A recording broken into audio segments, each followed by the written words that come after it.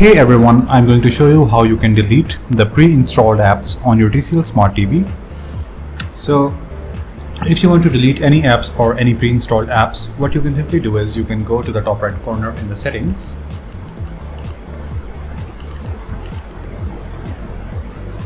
Then you should go to the apps right here, right below the accounts and sign in. So right here you can simply go to any app that you want to remove. So I can go to the see all applications, and right here if I want to delete Bloomberg, I can simply click on uninstall right here and OK.